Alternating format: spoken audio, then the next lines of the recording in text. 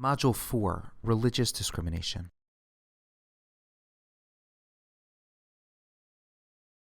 Religious liberty is a fundamental right, and the right applies whether or not the beliefs conform to the dogma of any particular religion. Religious liberty is so important to our system of government that the first sentence in the United States Constitution's First Amendment addresses religious liberty, as the Establishment Clause provides that Congress shall make no law respecting an establishment of religion. As Founding Father Thomas Jefferson once wrote, the clause seeks to build a wall of separation between church and state. The second clause in the First Amendment, the Free Exercise Clause, reads, Congress shall make no law prohibiting the free exercise thereof. This protects a person's freedom to choose or not choose a faith to follow. In this module, we'll explore the impact of both clauses on preventing religious discrimination. We'll explore these constitutional guarantees and examine several federal laws that have emerged seeking to halt religious discrimination. The Free Exercise Clause. The Free Exercise Clause grants a person the right to believe and profess whatever religious doctrine he desires, and the right to participate in or abstain from certain religious practices. For a person to successfully show infringement of free exercise rights, he must establish the coercive effect of the state's enactment as it operates against him in the practice of his religion. The first thing to note is that the right to free exercise of religion is not absolute. If a legitimate state rule of general applicability inhibits the exercise of religion, it can be valid. In the 1990 case Employment Division v. Smith, the court held that Oregon could deny employment benefits to two drug rehabilitation counselors who were members of a Native American church who had been fired for ingesting peyote, even though they claimed that it was needed in their religious ceremonies. The court reasoned that the Oregon law outlawing peyote ingestion was a neutral law of general applicability that applied to everyone regardless of affiliation. Still, where even laws of general applicability significantly impact religion, the court has balanced the religious interests against the state interest to determine whether the state must make exceptions for religious practices. In Wisconsin v. Yoder, a conflict arose between a Wisconsin law requiring that children attend a public or private school until age 16 and Amish parents' religiously practiced belief of keeping their children in school only through the 8th grade to keep them in a church community apart from worldly influences. The court held there that the parents' interest in the free exercise of their religion outweighed the state's interest in compelling school attendance. The holding in Yoder was buttressed by the holding of another case almost 10 years later in Thomas v. Employment Security Division, which held that for a law that substantially burdens religious practice to pass muster, the state must provide a compelling state interest, and the state's law must be the least restrictive means available to regulate religious practice. This, of course, amounts to the application of the strict scrutiny standard that we have previously discussed. If a law does target a religious practice, even if it doesn't specifically say so, then it certainly must pass strict scrutiny.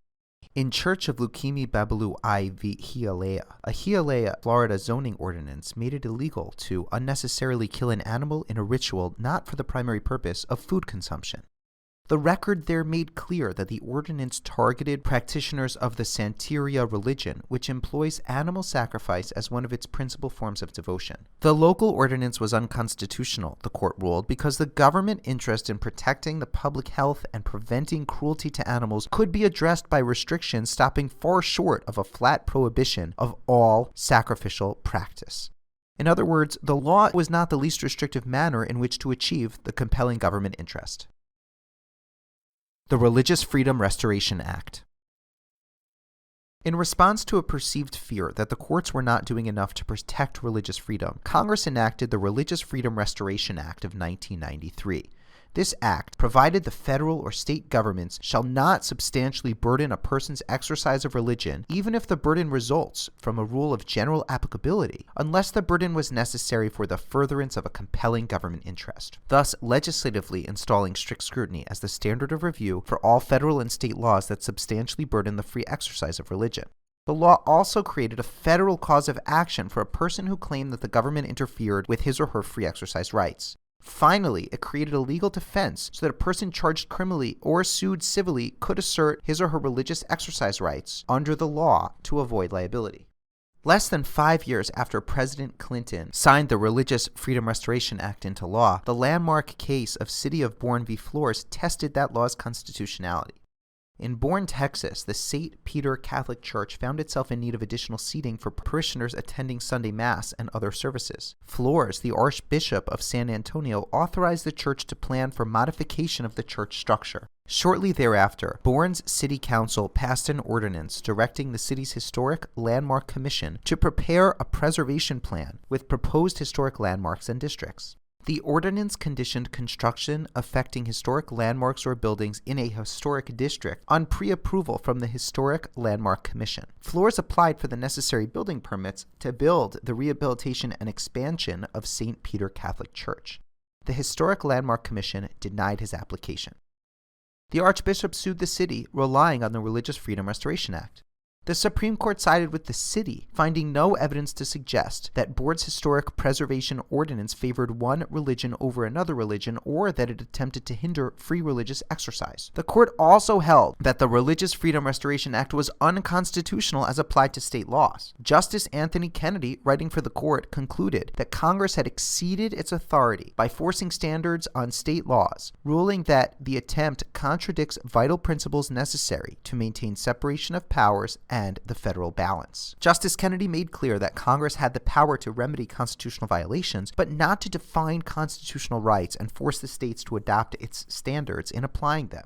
Although the act was thus invalidated, 21 states subsequently enacted their own versions of religious freedom laws. In New Mexico, for example, the state's Religious Freedom Restoration Act provides that a government agency shall not restrict a person's free exercise of religion unless the regulation is in the form of a rule of general applicability and does not directly discriminate against religion or among religions, and the application of the restriction to the person is essential to further a compelling government interest and is the least restrictive means of furthering that interest. The Religious Land Use and Institutionalized Persons Act. In 2000, Congress passed the Religious Land Use and Institutionalized Persons Act. Congress invoked its Commerce Clause power to regulate interstate commerce and its Spending Clause power in support of its enactment of a further protection of religion in two narrower contexts: land use decisions and treatment of prisoners and others under involuntary commitment.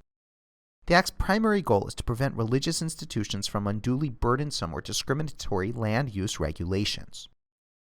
An example of the law in action occurred in Bernards Township, New Jersey. There, the Islamic Society of Basking Ridge was meeting in a rented public school and a public park. It sought permanent space, so it bought a property in a zone permitting places of worship and which met the minimum acreage requirements for places of worship. However, the city denied the Islamic Society a permit to build a mosque after 39 public hearings over a nearly 4-year period. After a thorough investigation, the Department of Justice filed suit alleging violations of the Act. Ultimately, the DOJ and the Islamic Society reached a settlement with the township, allowing mosque construction to proceed. The land use provisions of the Act impose 5 rules to protect religious organizations from targeted exclusions, limitations, and burdens that could otherwise be imposed through land use regulations. 1. Governments may not impose a substantial burden on religion unless they are the least restrictive means available in service of a compelling government interest. 2. Governments must treat religious institutions equally with comparable secular institutions. 3. Governments are barred from discriminating among religions. 4. Governments may not use zoning ordinances to totally exclude religious assemblies from a jurisdiction. And 5. Governments may not impose unreasonable limits on houses of worship. Another feature of the Act addresses the religious accommodation needs of prisoners. Under the protections for institutionalized persons, no government may impose a substantial burden on the religious exercise of a person residing in or confined in a covered institution without providing that the burden results from the government's use of the least restrictive means to secure a compelling government interest. Religious discrimination in employment. Many lawsuits and allegations regarding religious discrimination arise in disputes between religious adherents and their employers. The most important law in such a dispute is Title VII of the Civil Rights Act of 1964, which prohibits workplace harassment and discrimination and prohibits discrimination against workers because of race, color, national origin, sex, and religion.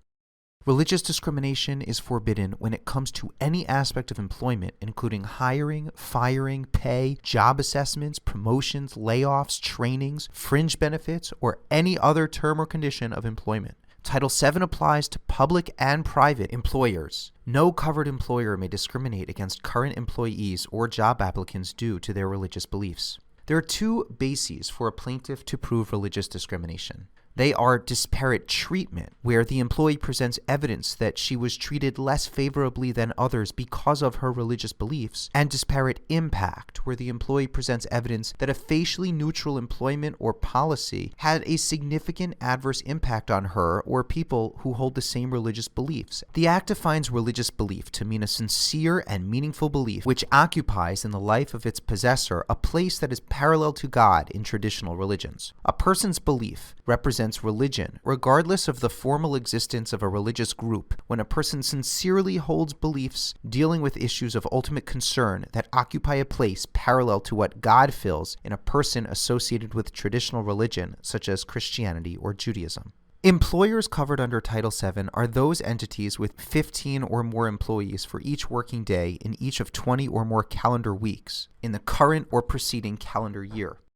They must provide their employees with reasonable accommodations of their religious beliefs or practices unless such accommodations would cause undue hardship. An employer can demonstrate undue hardship in several ways. These include costliness of the accommodation. This requires more than a mere de minimis impact in cost. Risk to workplace safety or efficiency if the accommodation is granted. Impact on the employment conditions and rights of other workers. And impact of accommodation on the terms of a collective bargaining agreement.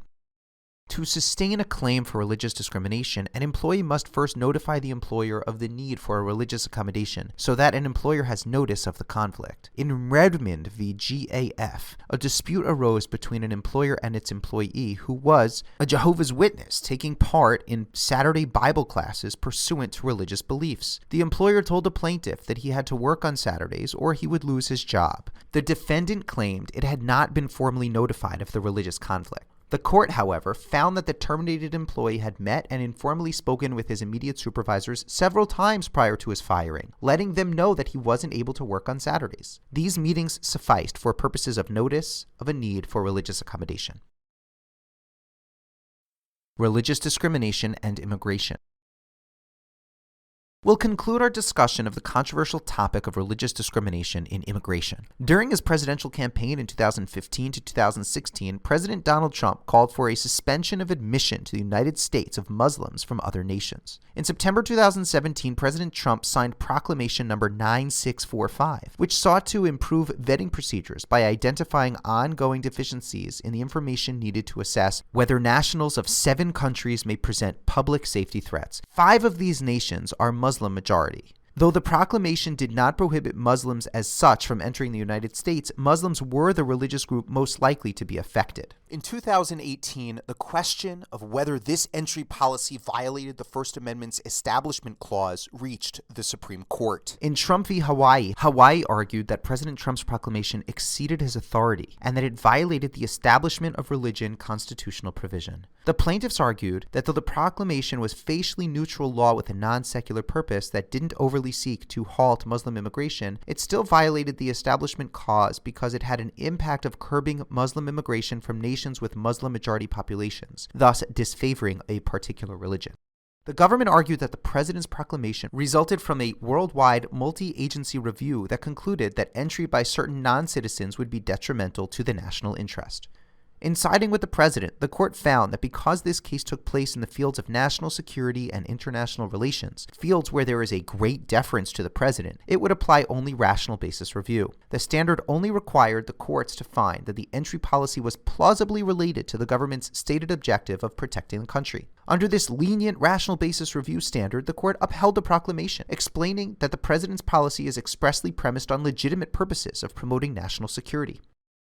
Here, multiple federal agencies and officials undertook a worldwide review process to determine how to improve the vetting process in immigration and how to balance the security needs of Americans. This review justified the inclusion of each country placed on the list, even though 5 of them are Muslim majority.